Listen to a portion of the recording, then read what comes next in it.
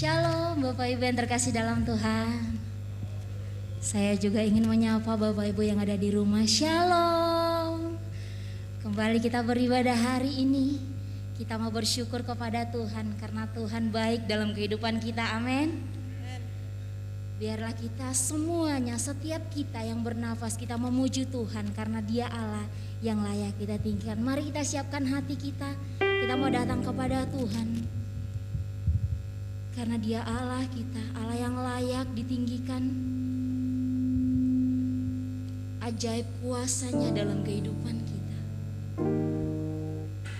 Terima kasih Tuhan.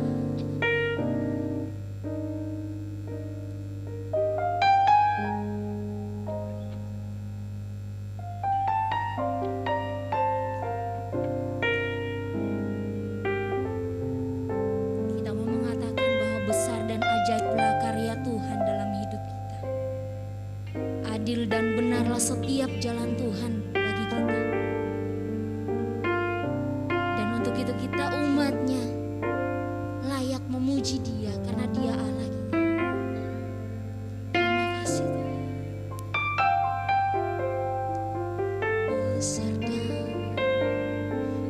ajaiblah Kau Tuhan. Besar dan ajaiblah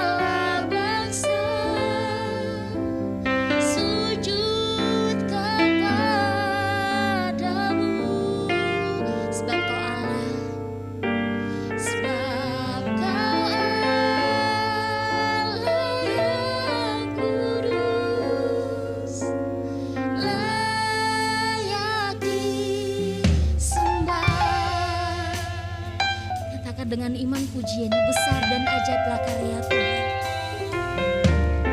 Besar dan ajaiblah karya-Mu, adil dan benarlah jalan-Mu. Benarlah jalan-Mu, Raja segala bangsa yang Maha Kuasa.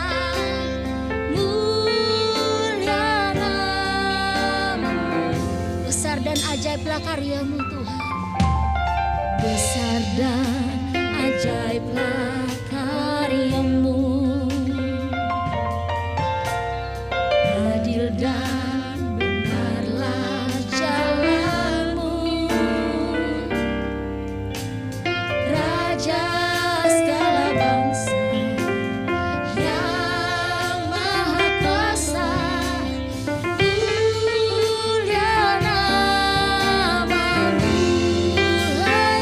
Segala bangsa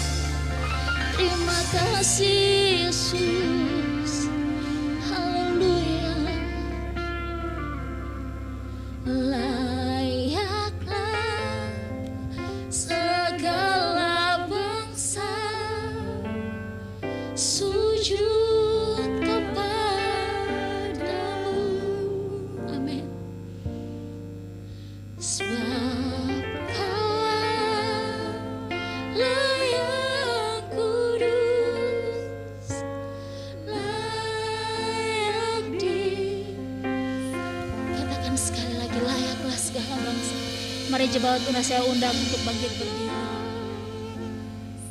Segala bangsa sujud kepadamu,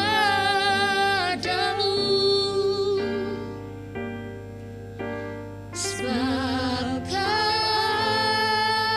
yang kudus, layak disembah.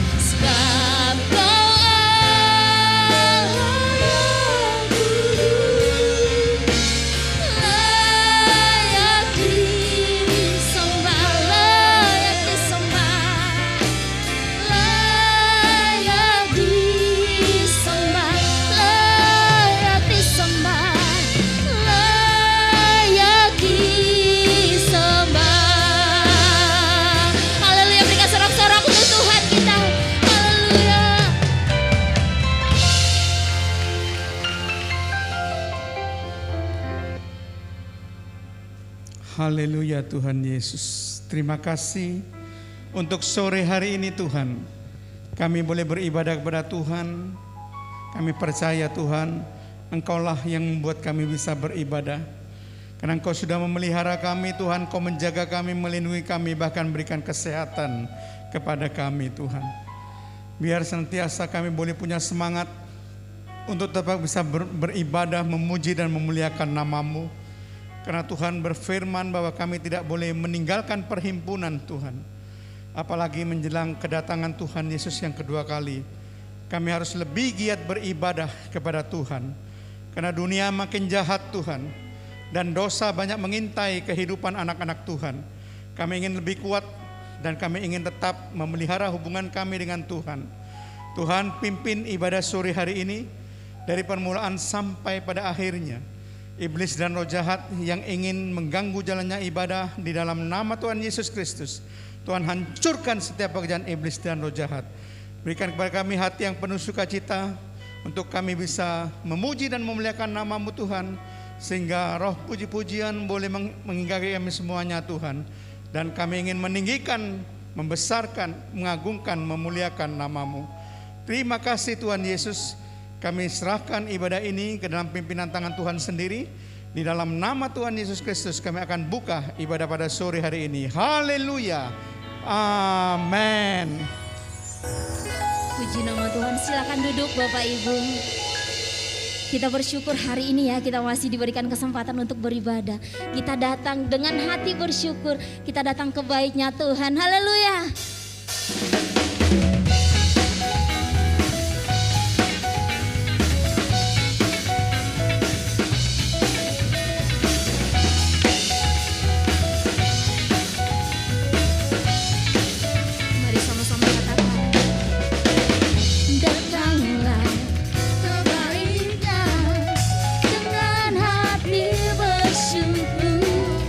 Berjalan, pelajarannya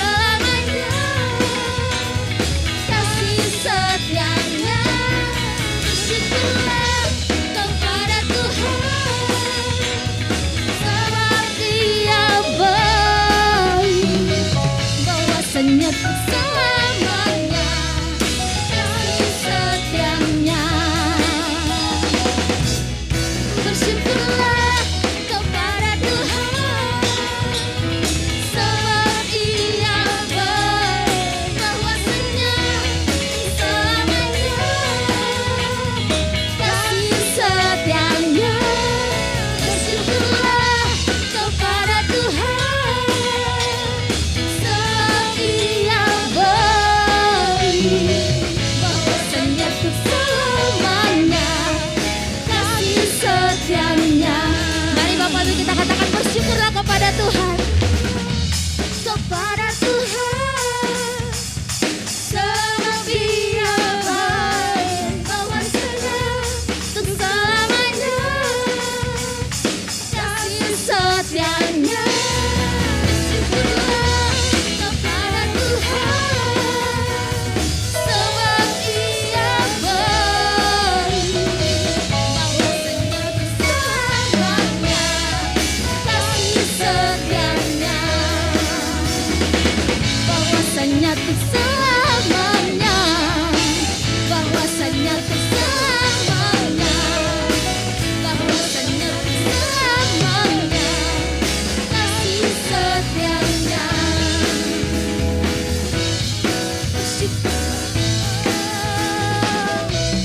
Bersyukurlah, haleluya. Berikan sorak-sorak untuk Tuhan kita. Saya undang Bapak Ibu untuk bangkit berdiri. Dan kita mau katakan, Allah sanggup melakukan segala sesuatu dalam hidup kita, amin.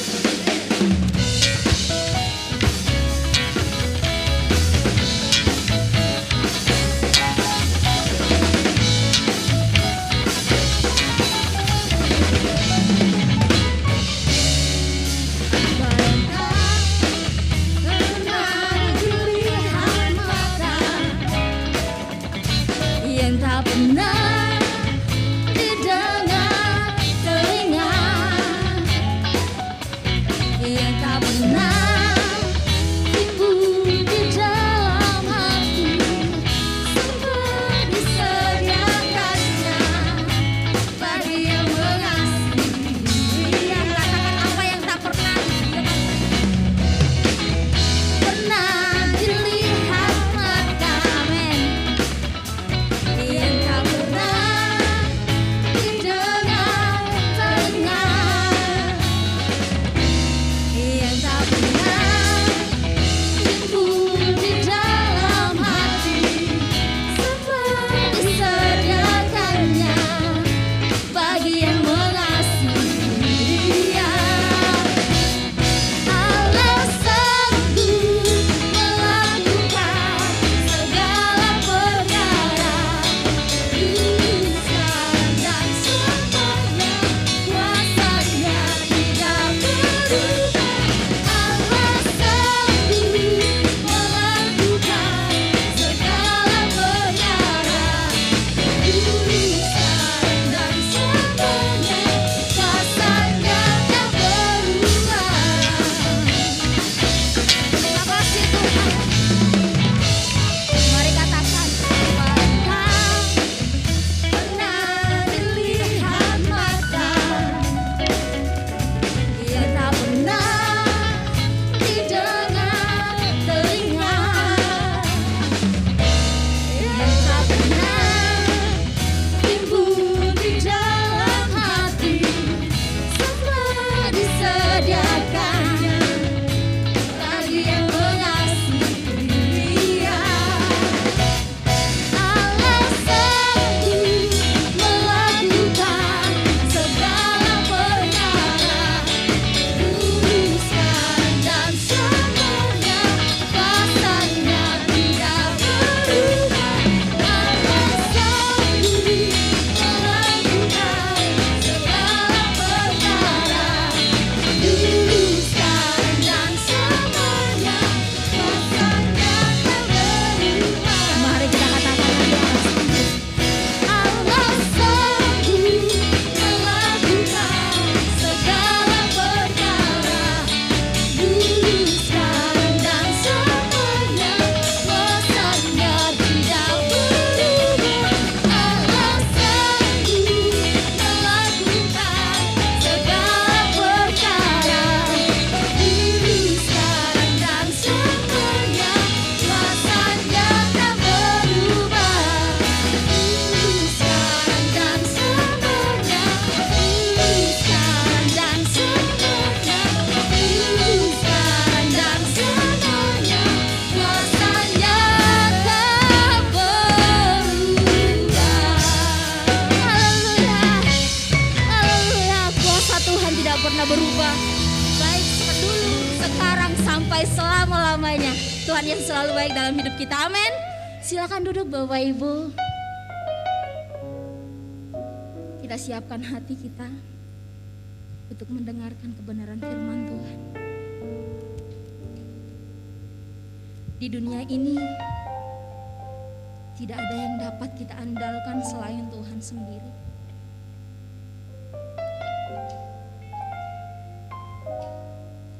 Kita memerlukan Tuhan dalam hidup kita. Apapun yang terjadi dalam hidup kita, kita hanya perlu Tuhan. Kita hanya perlu Tuhan memberikan kita kekuatan untuk melewati setiap proses hidup yang terjadi dalam hidup kita. Kami bersyukur Tuhan. Terima kasih Tuhan. Terima kasih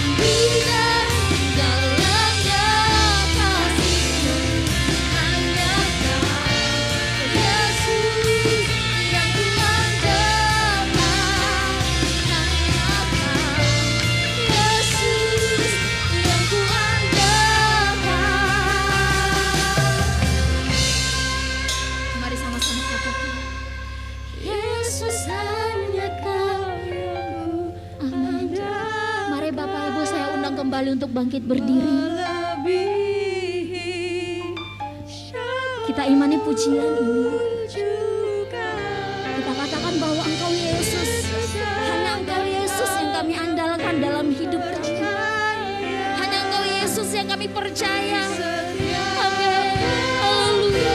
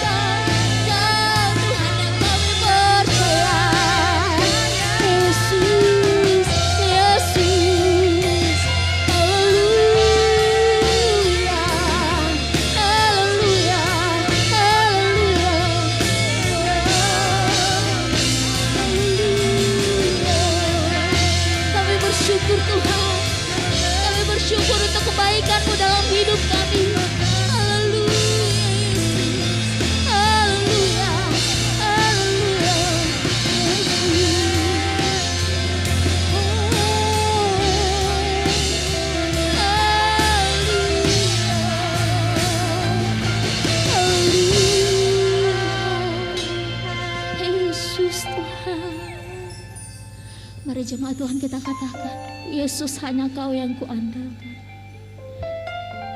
Amin. Terima kasih Tuhan.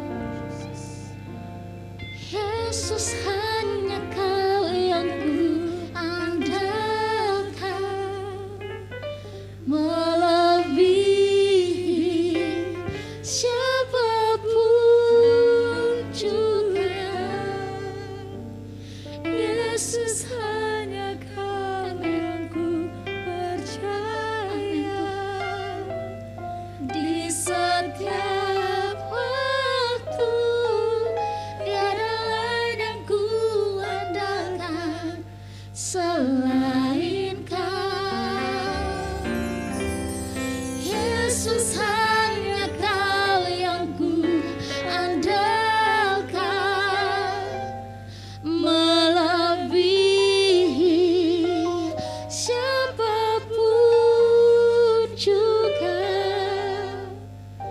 Yesus hanya Kau yang ku percaya.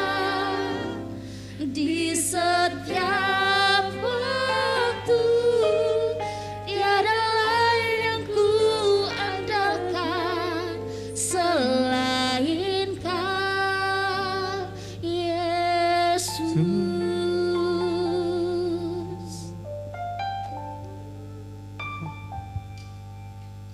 Haleluya Yesus. Terima kasih Tuhan. Kami sudah memuji, kami sudah mengagungkan, kami sudah meninggikan nama-Mu. Sebab memang Tuhan Yesus Kristus layak untuk menerima segala kuasa, kekuatan, kekayaan, kemuliaan, hikmat, hormat, puji-pujian dan ucapan syukur kami Tuhan. Engkau adalah Raja di atas segala raja, Tuhan di atas segala Tuhan. Allah di atas segala Allah. Tiada yang membandingi Engkau Tuhan.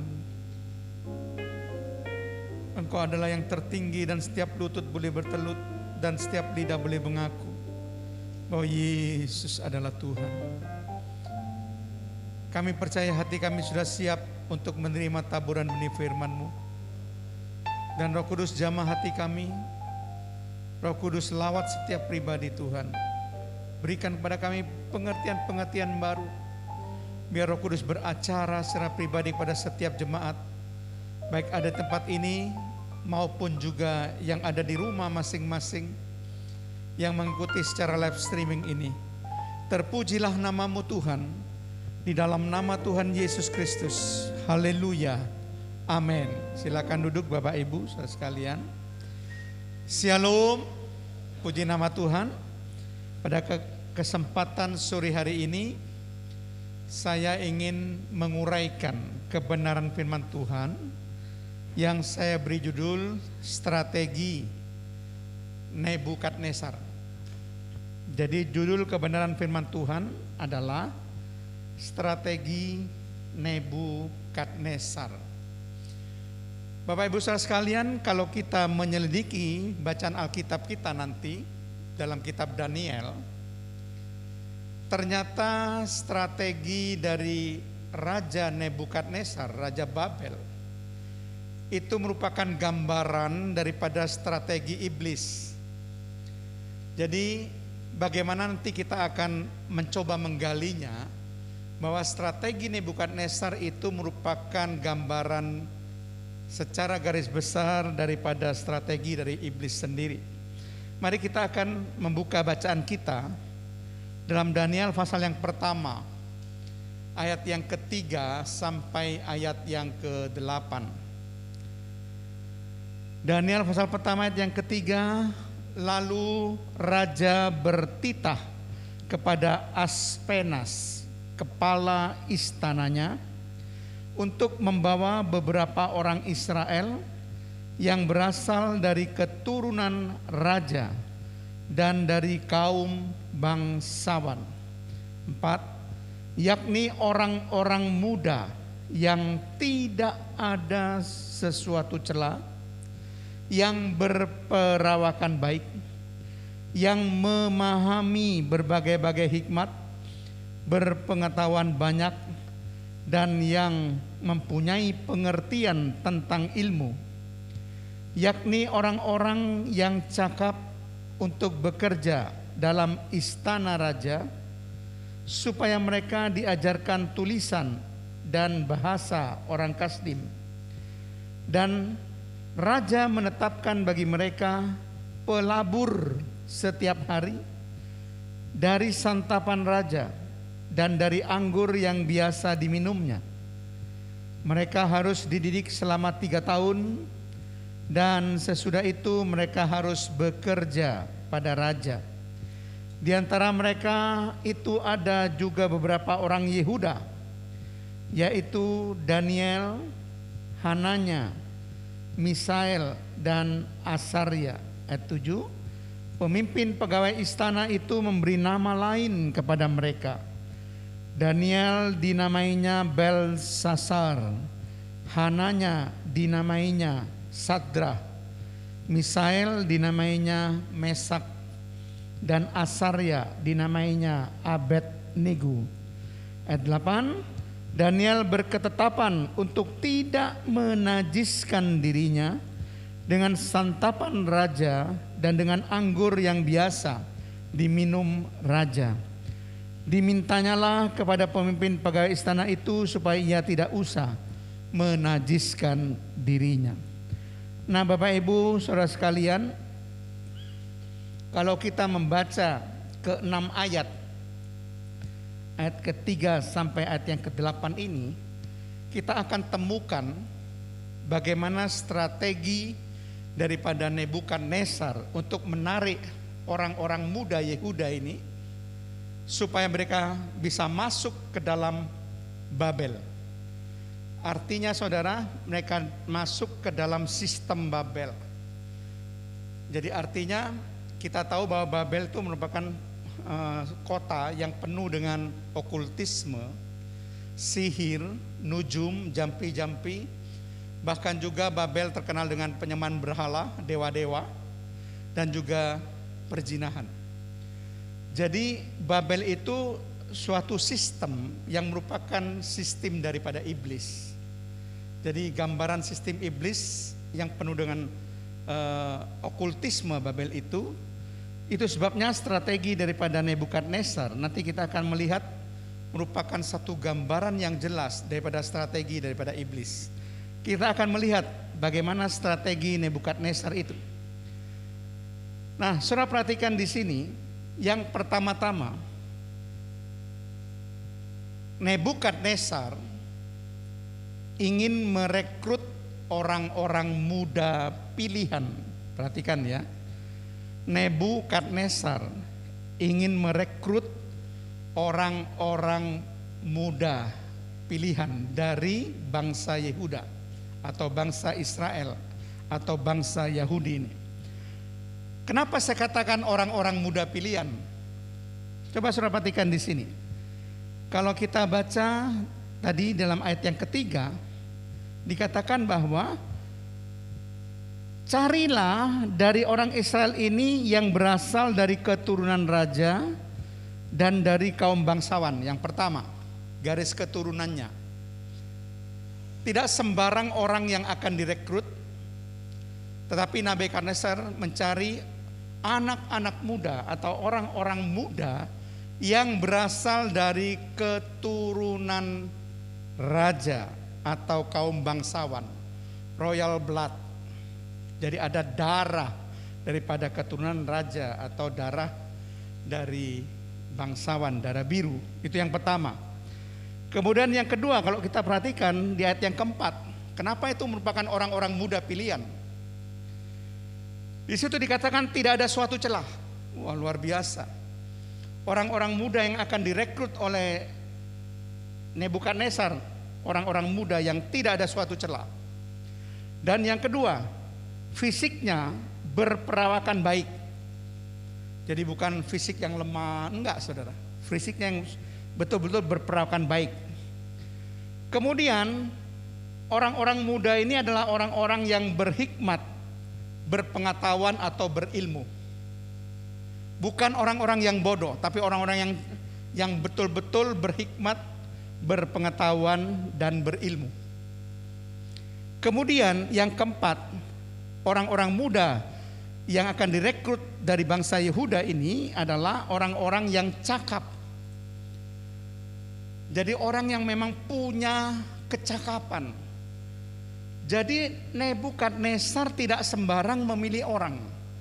Sasaran yang dipilih adalah orang-orang dari Yehuda yang betul-betul merupakan orang-orang unggulan atau orang-orang pilihan. Kita sudah tahu bagaimana dikatakan keturunan raja, keturunan kaum bangsawan, tidak ada suatu celah, fisiknya berperawakan baik, berhikmat, berpengetahuan, berilmu, dan mempunyai kecakapan. Nah, coba bandingkan dengan strategi iblis. Saudara tahu bahwa iblis itu punya sasaran. Sasaran yang paling utama daripada iblis itu sebetulnya adalah orang-orang pilihan. Coba kita akan melihat bersama-sama di dalam Injil Markus pasal 13 ayat yang ke-22 dan ayat yang ke-23. Injil Markus pasal yang ke-12 ayat yang ke-22 dan ayat yang ke-23 dikatakan demikian. Sebab Mesias palsu dan nabi-nabi palsu akan muncul, dan mereka akan mengadakan tanda-tanda dan mujizat-mujizat dengan maksud sekiranya mungkin menyesatkan siapa saudara? Orang-orang pilihan. Lalu ada peringatan ayat 23. Hati-hatilah kamu. Aku sudah terlebih dahulu mengatakan semuanya ini kepada kamu. Yesus ingin memberi satu peringatan. Seakan begini, hai anak-anakku, hai murid-muridku, ingat hati-hati kamu bahwa sasaran daripada iblis itu adalah orang-orang pilihan yang akan dijatuhkan. Saudara, memang itu target iblis dan dia tidak akan pernah berputus asa. Kalau dia gagal, dia akan mundur sementara sambil menunggu kesempatan yang baik. Ketika dia gagal untuk mencobai Tuhan di padang gurun, dikatakan iblis mundur sejenak dan menunggu mencari kesempatan yang baik. Gigihnya, betapa gigihnya iblis untuk menjatuhkan orang-orang percaya, khususnya orang-orang pilihan. Demikian juga Nebukadnezar merekrut orang-orang muda pilihan dari bangsa Yehuda supaya mereka dimasukkan dalam sistem Babel. Tentu ini sistem kekafiran ya. Sistem Babel itu sistem yang bertentangan dengan Tuhan. Karena penuh dengan penyembahan dewa berhala, penuh dengan perzinahan, penuh dengan okultisme, sihir, jampi, nujum dan sebagainya, saudara. Itu sebabnya strategi Nebukadnezar ini, kalau saudara perhatikan, betul-betul menggambarkan strategi daripada iblis. Itu yang pertama, saudara. Kemudian yang kedua, perhatikan di sini. Tadi kita sudah baca bahwa orang-orang muda pilihan ini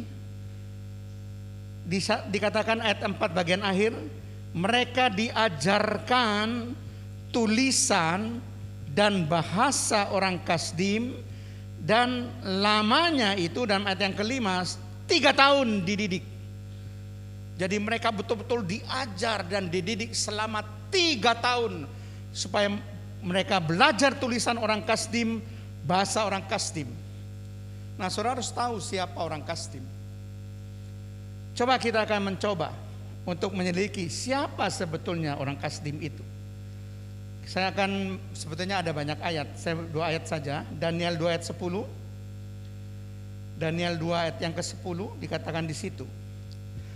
Para Kasdim itu menjawab raja, tidak ada seorang pun di muka bumi yang dapat memberitahukan apa yang diminta tuanku raja. Dan tidak pernah seorang raja, bagaimanapun agungnya dan besar kuasanya, telah meminta hal demikian dari seorang berilmu atau seorang ahli jampi atau seorang kasdim. Kemudian kita baca lagi di dalam Daniel pasal yang kelima ayat yang ke-8. Daniel pasal yang kelima ayat yang ke-8. Di situ dikatakan, tetapi semua orang bijaksana dari raja yang telah datang menghadap tidak sanggup membaca tulisan itu dan tidak sanggup memberitahukan maknanya kepada raja. Nah, saudara sekalian, kita dapat gambaran bahwa orang Kasdim ini itu sebutan bagi kelompok orang-orang yang bijaksana, kelompok orang-orang yang berilmu, kelompok orang-orang ahli jampi, kelompok orang-orang ahli nujum, yang memang mereka juga dikatakan seorang astrolog, bisa membaca bintang, bisa meramal dan sebagainya. Dan mereka memang orang-orang yang memakai kuasa kegelapan dengan jampi-jampi, dengan nujum, saudara. Nah, saudara sekalian, dengan cara inilah orang-orang muda pilihan tadi itu diajar dengan tulisan orang Kasdim ini, kelompok seperti ini, orang-orang yang ada di Babel ini. Dan itu diajar tidak main-main, 3 tahun. Sama seperti Rasul Paulus di kota Efesus. Rasul Paulus juga mengajar di ruang kuliah Tiranus antara 2-3 tahun. Karena dia tahu untuk supaya rohani jemaat di Efesus supaya naik, dia perlu dibekali dan diajar oleh Rasul Paulus secara langsung di ruang kuliah Tiranus. Sampai Rasul Paulus memberikan waktunya selama 2-3 tahun, saudara, mengajar jemaat di Efesus. Sama sekarang Nebukadnezar juga menarik orang-orang muda pilihan daripada Yehuda yang memang merupakan umat Allah, karena bangsa Yahudi, bangsa Yehuda atau bangsa Israel adalah umat Allah. Tetapi yang diajarkan adalah pengetahuan-pengetahuan orang Kasdim, tulisan-tulisan orang Kasdim, kepandian-kepandian orang Kasdim, dan diajar selama 3 tahun supaya mereka boleh menjadi ahli dalam hal-hal yang sama dengan orang-orang bijaksana ini. Jadi saudara sekalian, bagaimana Redum Makassar ingin mengkasdimkan orang-orang Yehuda ini, dari Yehuda menjadi orang Kasdim. Dengan catatan iblis pun juga sama, saudara. Kalau mungkin saudara akan ditarik oleh iblis untuk menjadi umatnya. Jadi dari umat Allah, dari status bangsa Yehuda, ini ditarik dengan cara diajar terus menerus menjadi orang Kasdim, dan umat Allah ini akan menjadi umat Kasdim atau umat daripada iblis, karena memang yang diandalkan adalah okultisme. Saudara perhatikan baik-baik, ini strategi iblis, menarik umat pilihan menjadi umatnya, menjadi pengikutnya, saudara. Ya, ini hal yang kedua. Nah, coba kita lihat hal yang ketiga. Kita akan membaca kembali tadi dalam bacaan Alkitab kita tadi. Kita baca ayat yang kelima. Dan raja menetapkan bagi mereka pelabur setiap hari. Pelabur itu artinya ransum atau makanan.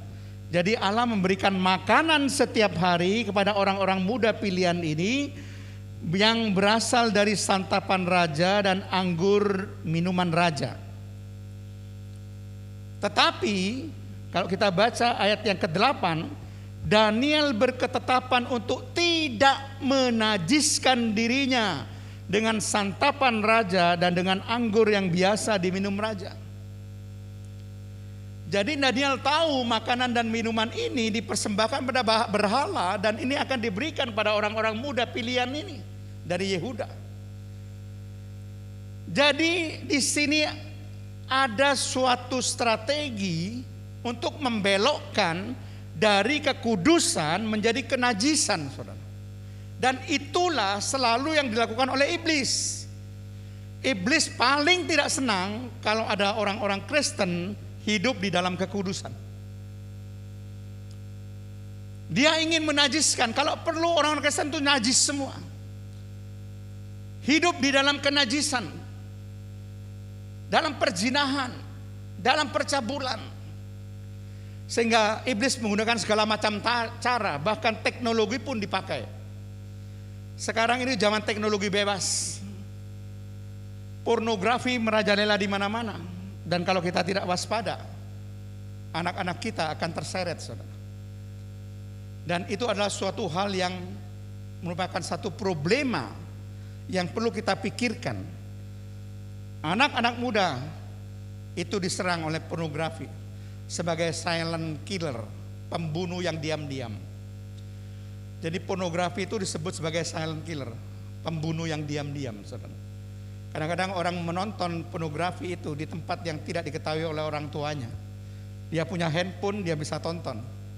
Dia punya laptop, dia punya komputer, punya tab, dan dimanapun di kamar pun saudara tidak akan bisa mengontrol. Kalau orang tidak diajar tentang kesucian, kekudusan, maka sekalipun anak Tuhan dia akan jatuh, saudara. Dan masalah kekudusan ini itu menjadi problema bukan hanya bagi anak-anak, saudara. Dari kecil sampai besar, sampai tua pun, tingkat kakek nenek pun, mereka tetap ada ancaman dari masalah kekudusan ini. Banyak kakek-kakek yang justru jatuh di dalam masalah dosa seksual ini.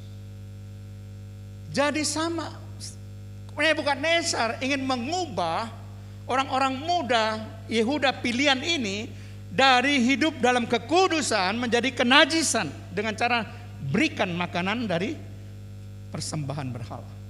Meskipun itu kualitasnya makanan raja dan minuman raja. Tapi Daniel tahu itu adalah makanan minuman yang najis dan dia tidak mau menajiskan dirinya. Itu yang ketiga, saudara. Strategi iblis juga sama, ingin menarik saudara dari kekudusan menjadi kenajisan. Yang keempat, saudara, perhatikan baik-baik. Di dalam ayat yang ke-5,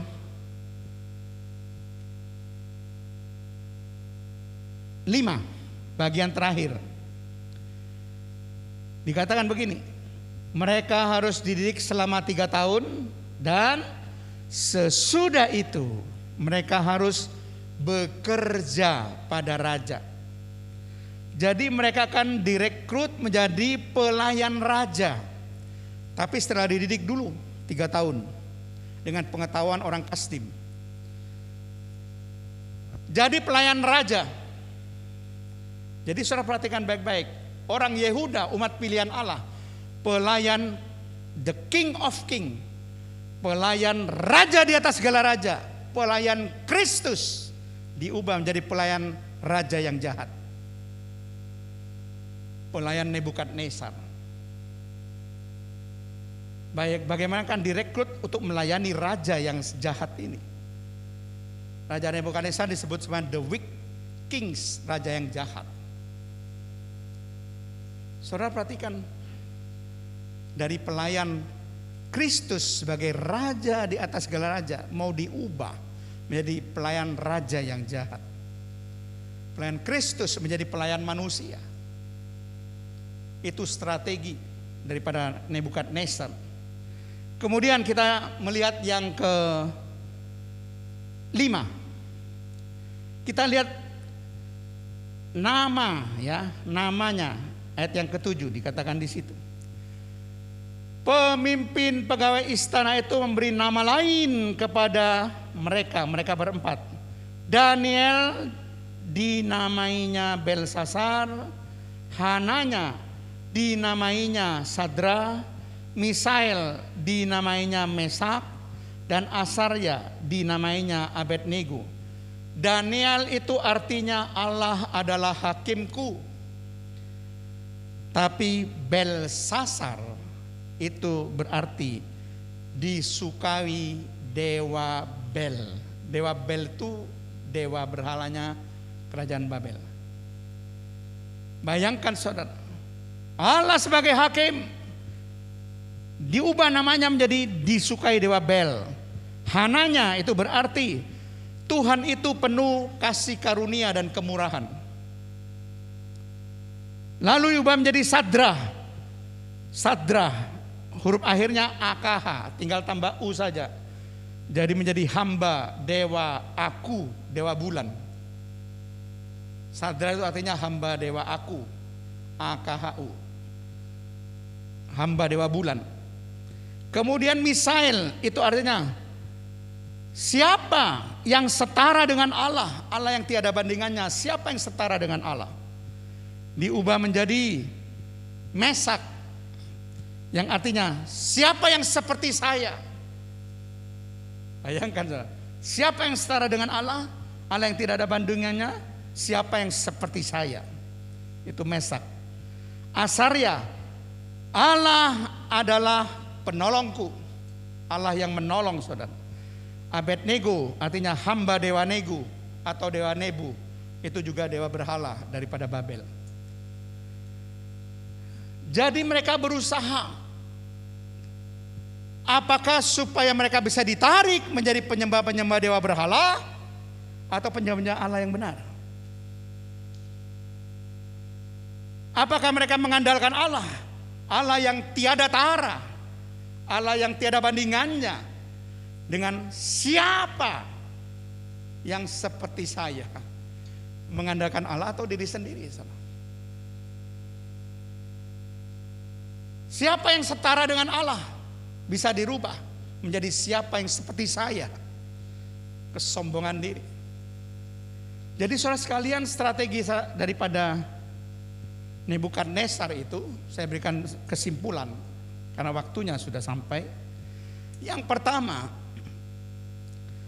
bahwa sasaran iblis itu selalu orang-orang pilihan, terutama saudara. Ya kalau tidak ada yang lain, tapi terutama dia akan menyasar pada orang-orang pilihan terlebih dahulu. Yang kedua, strategi di bagian orang-orang Yehuda sebagai umat Allah akan dijadikan orang Kasdim sebagai umat iblis. Yang ketiga, strategi dari Nebukadnezar adalah mengubah kekudusan menjadi kenajisan. Orang-orang Yehuda yang hidup kudus disuruh makan makanan penyembahan berhala, meskipun itu makanan raja dan minuman raja, tapi makanan minuman itu bersembahkan berhala. Dan yang keempat, menjadi pelayan dari the King of King, raja segala raja, atau pelayan dari raja yang jahat, pelayan Allah atau pelayan manusia. Dan yang kelima, menyembah Allah atau menyembah dewa berhala, baik dewa Aku, dewa Bel.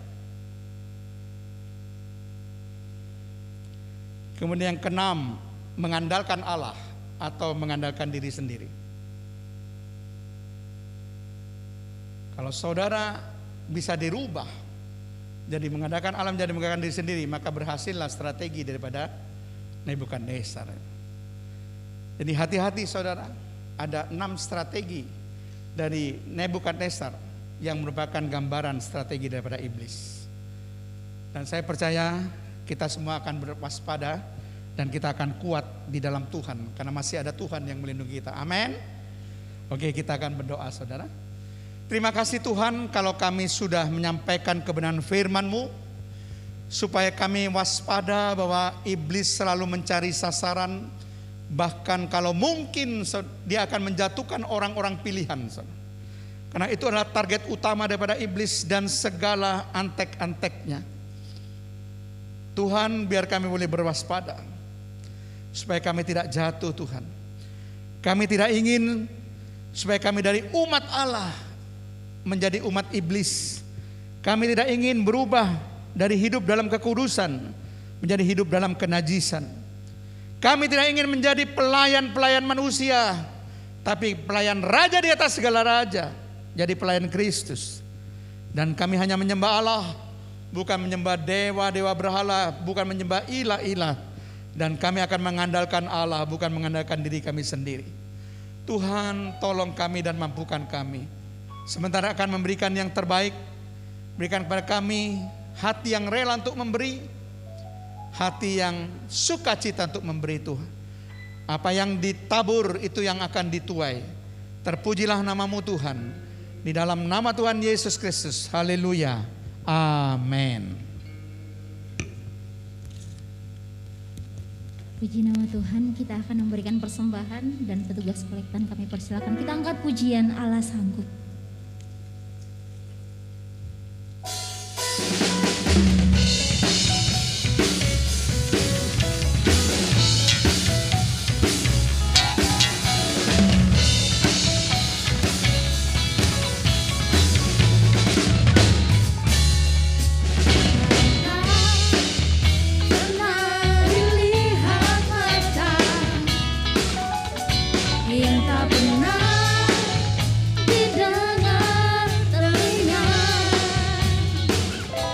Yang tak pernah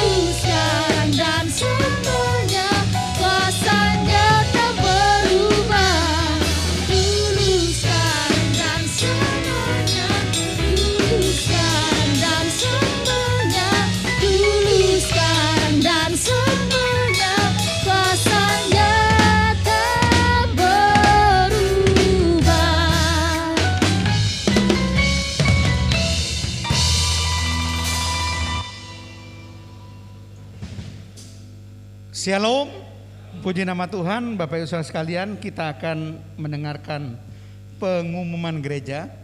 Ibadah umum tatap muka hari Minggu GPS Sawahan diselenggarakan 3 kali. Ibadah umum pagi pukul 6 sampai pukul 7. Ibadah umum Mandarin pukul 9 sampai pukul 10. Ibadah umum sore pukul setengah 4 sore sampai setengah 5 sore. Ibadah diselenggarakan kurang lebih 1 jam sesuai anjuran pemerintah. Ibadah umum tatap muka tetap disiarkan secara live streaming melalui channel YouTube GPPS Sawahan Official, sehingga bisa diikuti di rumah masing-masing bagi jemaat yang tidak bisa datang tatap muka. GPPS Sawahan juga menyelenggarakan ibadah online melalui tayangan yang sama di saluran YouTube GPPS Sawahan Official dengan banyak pilihan, saudara. Manarema setiap pagi dari hari Senin sampai hari Sabtu. Selasa ibadah online kaum perempuan. Rabu ibadah online pemahaman Alkitab. Kamis ibadah online KKR. Jumat ibadah online kaum ibu. Sabtu ibadah tatap muka dewasa muda pukul 5 sore. Minggu ibadah online sekolah minggu dan ibadah tatap muka youth pukul 10 pagi. Jadi setiap hari selain hari Minggu tetap ada firman. Bapak Ibu tinggal pilih mana yang akan mau didengarkan. Kalau mau dengarkan tiap hari juga boleh, saudara ya. Ibadah Natal GPS Sawahan diselenggarakan 2 kali secara tatap muka, yaitu pada hari Sabtu tanggal 25 Desember pukul 6 pagi dan pukul setengah 4 sore. Karena saat ini masih dalam pandemi, kapasitas jemaat juga dibatasi, maka diharapkan supaya pendaftaran itu dilakukan. Namun pendaftaran ibadah Natal pagi melalui Google Form untuk sementara ditutup. Yang melalui Google Form ditutup, tapi jemaat yang tidak bisa mendaftar Google Form masih bisa mendaftar ibadah Natal pagi untuk mengambil undangan Natal pada tanggal 28 November setelah ibadah pagi atau sore. Mulai ngambilnya 28 November, batas akhirnya 12 Desember. Jadi yang tidak bisa Google Form tidak masalah, silakan datang langsung ke kantor gereja meminta undangan Natal. Tetapi apabila kapasitas ibadah Natal pagi sudah penuh, diharapkan untuk mengikuti ibadah Natal sore. Bagi jemaat yang telah mendaftar ibadah Natal pagi dan sore melalui Google Form, apabila kuota telah terpenuhi dan undangan tidak diambil pada tanggal 28 November sampai 12 Desember, maka pendaftaran dianggap batal dan akan diberikan pada orang lain. Untuk jemaat yang tidak bisa mendaftar melalui Google Form, diberi kesempatan untuk mendaftar pada saat pengambilan undangan Natal di kantor. Undangan Natal dapat diambil dari tanggal 28 November sampai 12 Desember di kantor gereja. Undangan berlaku untuk 1 orang dan wajib dibawa saat mengikuti ibadah Natal. Apabila satu keluarga beribadah bersama keluarga, misalnya 4 orang, maka harus mengambil 4 undangan untuk menghadiri Natal. Demikian pengumuman. Silakan kita bangkit berdiri. Kita mengucap syukur, kami memuji kebesaran.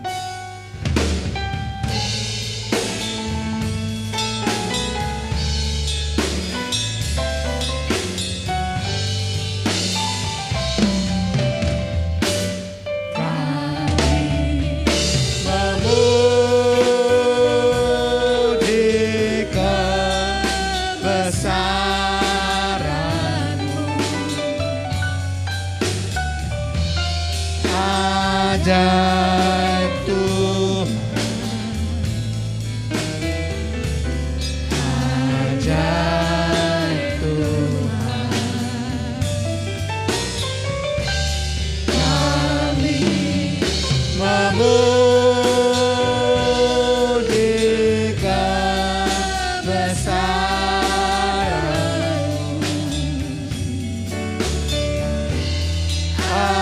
Ajaib Tuhan, ajaib Tuhan,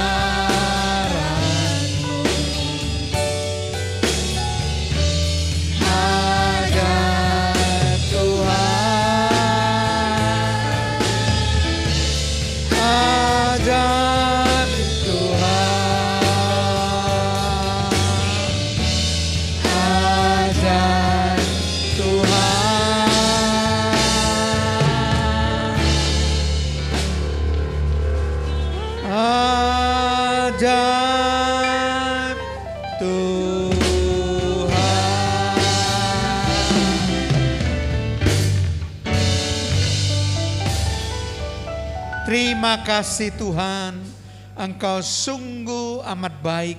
Kami boleh beribadah Tuhan, dan kami boleh mendengarkan kebenaran firman-Mu Tuhan. Kami percaya seluruh jemaat, baik yang di tempat ini maupun di rumah masing-masing, mereka yang beribadah pasti diberkati oleh Tuhan. Tiada satu pun yang tidak diberkati oleh Tuhan. Dan kami juga percaya Tuhan Yesus Kristus, bahwa setiap orang yang sudah mendengar kebenaran firman, maka di dalam firman Allah ada kuasa untuk mengubah hidup manusia. Sehingga kami pribadi-pribadi yang beribadah ini diubah oleh kuasa firman, menjadi pribadi-pribadi yang lebih berkenan kepada Tuhan, pribadi-pribadi yang lebih baik, pribadi yang boleh mengerti Tuhan apa isi hati dan kehendak Tuhan. Dan kami juga berdoa Tuhan untuk setiap persembahan persepuluhan yang diberikan jemaat untuk pekerjaan Tuhan di tempat ini. Pakai GBS Sawahan menjadi saluran berkat untuk memenangkan sebanyak mungkin orang yang akan binasa Tuhan, sehingga boleh diselamatkan dengan nama Yesus Kristus. Tuhan, kami percaya juga Tuhan Yesus Kristus, bahwa setiap apa yang ditabur oleh jemaat pasti akan dituai berkali lipat ganda Tuhan. Tuhan, kami berdoa untuk negara kami Republik Indonesia, Pak Presiden, Wakil Presiden, para kabinet, TNI, Polri Tuhan, agar mereka boleh memimpin negara ini dengan takut akan Tuhan.